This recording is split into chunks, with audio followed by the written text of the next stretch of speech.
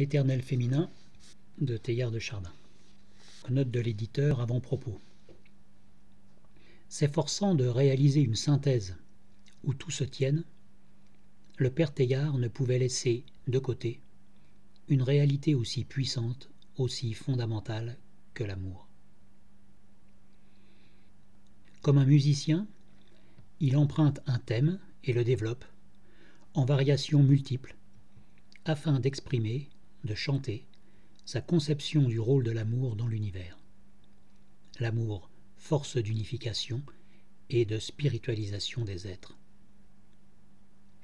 Il pense également à Béatrice de la Divine Comédie. Comme bien souvent dans son œuvre, le terme est distendu, ici, en des sens analogiques multiples, depuis l'attraction des atomes jusqu'à l'amour pour Dieu, en passant par l'amour humain. Début du texte.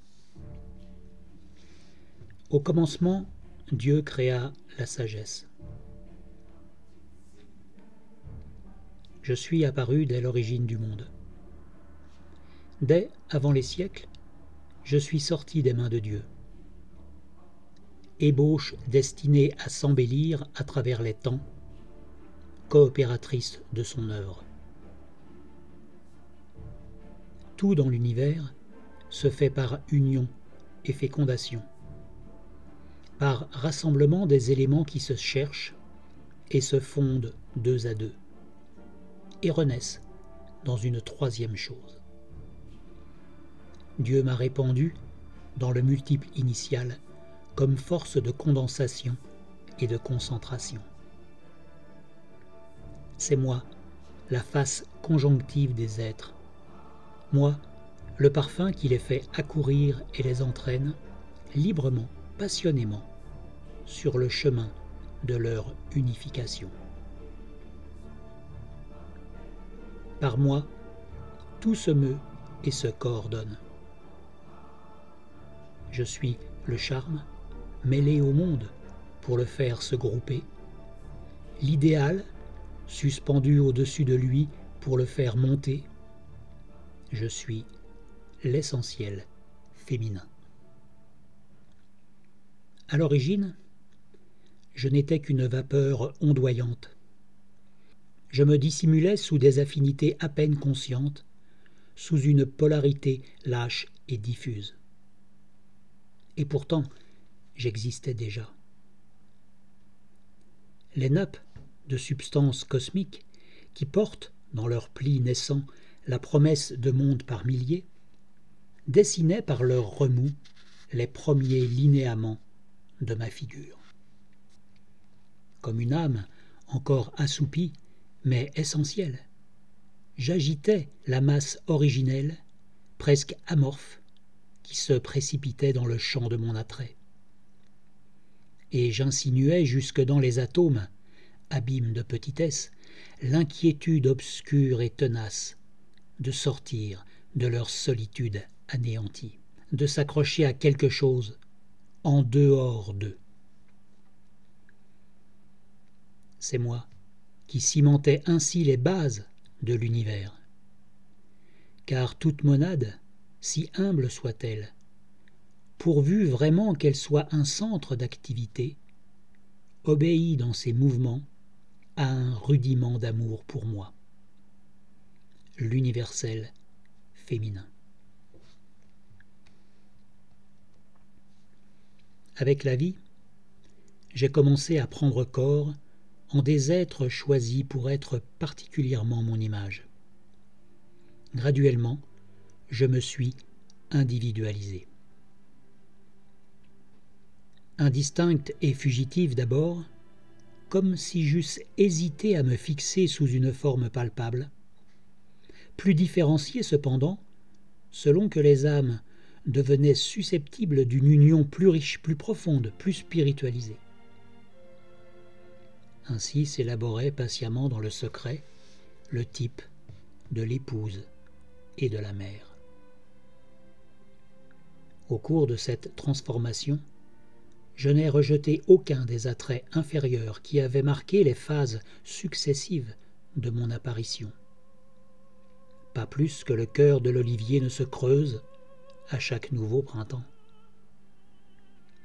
Je les ai seulement englobés et assujettis à porter une conscience agrandie. De la sorte, à mesure que les vivants se perfectionnaient sur terre, à toutes les zones concentriques de leurs désirs, j'ai pu m'opposer, cercle à cercle, toujours en avance cependant sur leur croissance, comme la forme appropriée de leur béatitude. Regardez l'immense frémissement qui court d'un horizon à l'autre, à travers les villes et la forêt. Considérez, du haut en bas de la vie, l'effervescence humaine par où fermente le monde. Le chant et la parure des oiseaux, le bourdonnement fou des insectes, l'épanouissement inlassable des fleurs, le travail obstiné des cellules, le labeur sans fin des germinations. C'est moi, le rayon unique, par où est excité, au sein duquel vibre tout cela.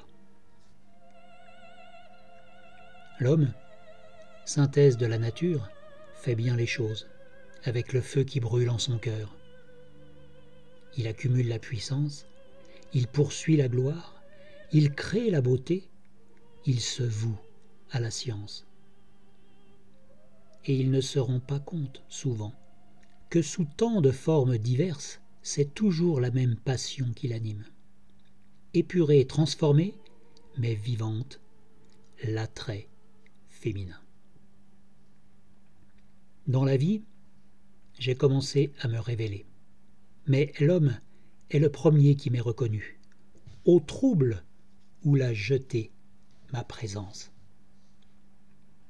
Quand l'homme aime une femme, il s'imagine d'abord que son amour va seulement à un individu comme lui, qu'il enveloppe de son pouvoir et qu'il s'associe librement. Il remarque bien, auréolant mon visage, un rayonnement qui sensibilise son cœur et illumine toute chose. Mais il attribue cette irradiation de mon être à une disposition subjective de son esprit charmé, ou à un simple reflet de ma beauté, sur les 1000 facettes de la nature. Bientôt, cependant, il s'étonne de la violence qui se déchaîne en lui à mon approche. Et il tremble en constatant qu'il ne peut s'unir à moi sans être pris nécessairement comme le serviteur d'une œuvre universelle de création. Il pensait ne trouver près de lui qu'une compagne, et il s'aperçoit qu'en moi, il touche la grande force secrète, la mystérieuse latence, venue sous cette forme pour l'entraîner. Celui qui m'a trouvé est à l'entrée de toute chose, non seulement par l'intermédiaire de sa sensibilité à lui, mais par les connexions physiques de ma nature à moi. Je me prolonge dans l'âme du monde. Ou plutôt, je suis l'attrait de l'universelle présence et son innombrable sourire. C'est moi, l'accès au cœur total de la création, la porte de la terre, l'initiation. Celui qui me prend se donne à moi et il est pris par l'univers. Ma science, hélas, est du bien et du mal. L'homme a été grisé par son initiation. Quand il a vu que j'étais l'univers pour lui, il a cru qu'il pouvait m'encercler dans ses bras. Il a voulu s'enfermer avec moi dans un monde clos à deux, où nous nous suffirions. À ce moment précis, je me suis décomposé entre ses mains. Et il a pu sembler que j'étais la perte de l'humanité, la tentation. Ô homme, pourquoi vous arrêter dans l'effort de purification laborieuse auquel mon charme est fait pour vous convier? Je suis essentiellement féconde, c'est-à-dire penchée sur le futur, sur l'idéal. Dès l'instant où vous essayez de me fixer, de me posséder sous une forme toute faite, vous m'étouffez. Bien plus, vous pervertissez, vous renversez géométriquement ma nature. Parce que l'équilibre de la vie vous force à monter sans cesse, vous ne pouvez vous accrocher à mon idole figée sans être détourné en arrière. Vous vous dématérialisez au lieu de devenir des dieux. Sitôt qu'autour de moi vous reployez vos ailes, vous tombez avec la matière. Car ce qui fait descendre la matière, c'est l'union stérile et neutralisante de ces éléments. Vous n'étreignez que de la matière, car la matière est un sens, une direction, la face de l'esprit quand on l'aborde en reculant. Et votre chute s'accélère d'une manière effrayante, aussi vite que s'accroît la divergence entre vos appétits réels et les formes toujours plus basses où vous me poursuivez. Et au terme de vos efforts, poussière, vous n'embrassez que de la poussière. Plus vous me cherchez dans la direction du plaisir, ô homme, plus vous vous éloignez de ma réalité. La chair, en effet, qui se joue, comme l'attraction du mal entre vous et le multiple inférieur, cette image retournée de Dieu, n'est que mon apparence inverse, flottant sur un abîme de dissociation, c'est-à-dire de corruption indéfinie. Inhabile à distinguer le mirage de la vérité, l'homme n'a pas su, longtemps, s'il devait me craindre ou m'adorer. Il m'aimait pour mon charme et ma domination, il me redoutait pour ma puissance étrangère à lui et mes inexplicables vertiges. J'étais sa force et sa fragilité, son espérance et son épreuve. Sur moi se faisait la séparation des bons et des méchants. Peut-être m'aurait-il rendue définitivement mauvaise si le Christ n'était venu. Le Christ m'a sauvé, il m'a libéré. Quand il a eu dit « Mais s'il manque de continence, qu'il se marie, car il vaut mieux se marier que de brûler », on m'a cru morte pour la vie éternelle. En réalité, par ces paroles, il m'a ressuscité, comme Lazare avec Madeleine. Il m'a placé entre lui et les hommes comme un nimbe de gloire. En révélant la vertu, il a défini en effet ma véritable essence, et il a remis les hommes qui avaient perdu mes traces sur le vrai chemin où j'avais porté mes pas. Dans le monde régénéré, je continue à être, comme dès ma naissance, l'appel à l'union avec l'univers, l'attrait du monde posé sur un visage humain. Mais la vraie union est celle qui simplifie, c'est-à-dire qui spiritualise. La vraie fécondité est celle qui associe les êtres dans la génération de l'esprit. Pour rester femme dans la sphère nouvelle où a accédé la créature, il m'a fallu changer de forme sans que fût altérée mon ancienne nature. Tandis que mon image trompeuse continue à fasciner le voluptueux vers la matière, ma réalité s'est élevée, attirante, elle plane entre le chrétien et Dieu. Je séduis toujours, mais vers la lumière. J'entraîne encore, mais dans la liberté. Je suis désormais la virginité. La Vierge est encore femme et mère. Voilà le signe des temps nouveaux. Les païens sur l'acropole reprochent à l'Évangile d'avoir défiguré le monde, et ils pleurent la beauté. C'est un blasphème. La voix du Christ n'est pas le signal d'une rupture, d'une émancipation, comme si les élus de Dieu, en rejetant la loi de la chair, puissent briser les liens qui les attachaient aux destinées de leur race et s'échapper au courant cosmique où ils ont pris naissance. Celui qui entend l'appel de Jésus n'a pas à rejeter l'amour hors de son cœur. Il doit bien au contraire rester essentiellement humain. Il a donc encore besoin de moi pour sensibiliser ses puissances et éveiller son âme à la passion du divin. Pour le saint, plus que pour personne, je suis l'ombre maternelle qui se penche sur le berceau, et la forme radieuse que prennent les rêves de jeunesse, et l'aspiration fondamentale qui traverse le cœur comme une puissance indiscutée et étrangère. La trace, dans l'être individuel, de l'axe de la vie. Le Christ m'a laissé tous mes joyaux. Seulement, il a fait tomber sur moi du ciel un rayon qui m'a, sans limite, idéalisé. Il lui a plu, d'abord, de donner un élan nouveau à l'essor naturel de mon développement.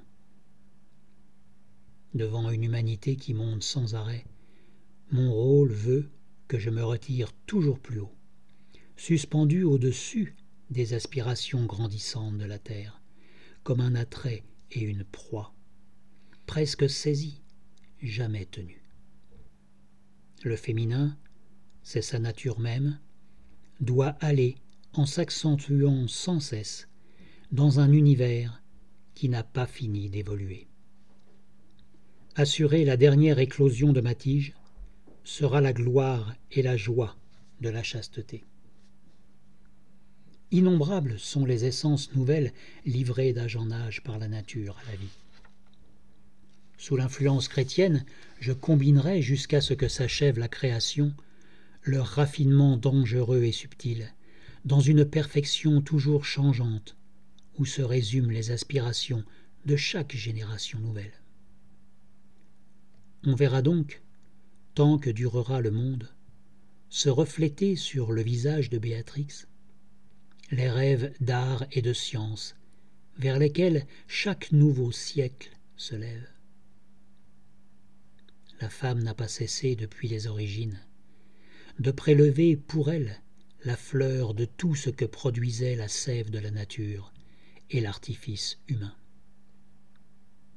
Qui pourrait dire en quel bouquet de perfection individuelle et cosmique je m'épanouirai au soir du monde à la face de Dieu. Je suis l'immarcessible beauté des temps à venir, l'idéal féminin. Plus, ainsi, je deviendrai femme, plus immatérielle et céleste se fera ma figure.